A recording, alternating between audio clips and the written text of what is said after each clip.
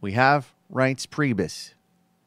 Now, Reince is a beleaguered little fella, and he's been having a tough time for a long time. He stole the crown several years ago from Michael Steele.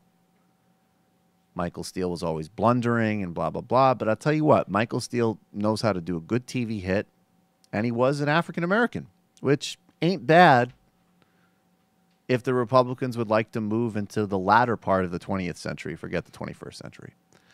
But Reince insisted on removing him, taking over the party, and it has just been an endless charade of stress ever since. In 2014, I thought was an up point, but it's just been a goddamn hard time ever since. And instead of taking it lying down and being depressed, this little guy's starting to get angry. And he has a warning for Republicans who are not getting on board with the Trump train. Here he is on Face the Nation, getting real. Better, and we're doing that as we move forward.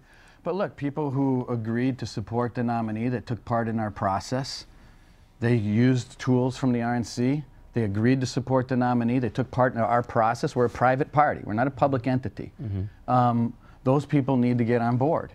And if they're thinking they're going to run again someday, I think that we're going to evaluate the process of the nomination process, and I don't think it's going to be that easy for them. Would the party itself penalize somebody who does not make good on the pledge that they made to support the party's nominee? I think nominee? these are things that our party is going to look at in the process, and I think that people who gave us their word, used information from the RNC, should be on board. I mean, if you want to take part in the process, sure. Governor John Kasich. So if he wants to run again, seems like he might want to, he might be out of luck as far as the RNC goes. Well, look, people in our party are talking about what we're going to do about this. I mean, there's a ballot access issue in South Carolina.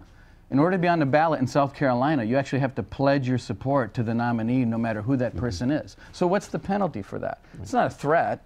It's just a question that we have a process in place. And if a private entity puts forward a process and has agreement with the participants in that process, and those participants don't follow through with the promises that they made in that process, what should a private party do about that if those same people come around in 4 or 8 years? Sounds like a brush pack pitch, but let me ask you one last. Yeah, great line, John. I hate you too. What was it that black rapper guy said, the Biggie Smalls guy, the fat guy? He says, what's beef? It's when your mom can't walk around. That's what I'm saying. If John Kasich and other people that used our computer software, our iPhones, iPads, whatnot, if they don't get in line, there might be some shrapnel going through their goddamn family homes. How you like that, John? And I'm not saying I'm going to do it, but I'm not saying we might not do it neither. I've been sitting, I get phone calls 20 times a day from this lunatic. Every time there's a friggin' terrorist attack, he calls me up because he's happy, okay? And I got to go out on Face the Nation every day and say that this friggin' probable speed addict is going to be a great president and is like an obese Ronald Reagan, except he doesn't want to hear obese, so we got to adjust his friggin' height. And not everybody else is getting on goddamn board because they're waiting for 2020. Well, I ain't going to be around in 2020. And you know what? I'm not going to get a goddamn MSNBC contributor gig either. Look at me. I look friggin' miserable on the TV set. Where the hell am I going to go? He said he might make me a bellhop at the Trump Tower. And right now it's not looking like a bad goddamn offer. So let me tell you something. If they don't get on board, things are going to get ugly. You understand what I'm saying? This is the scene in the movie where William H. Macy puts the contract out on his own wife. Because the car dealership won't work. If anyone wants to know who's going to be cast in the eventual movie make of this in like 2030, Kirsten Shaw. Okay. I don't know who that is. Comedian on Flight of the Conchords. She has a bit of a Reince. I think she could play Reince I think well. William H. Macy should just play it.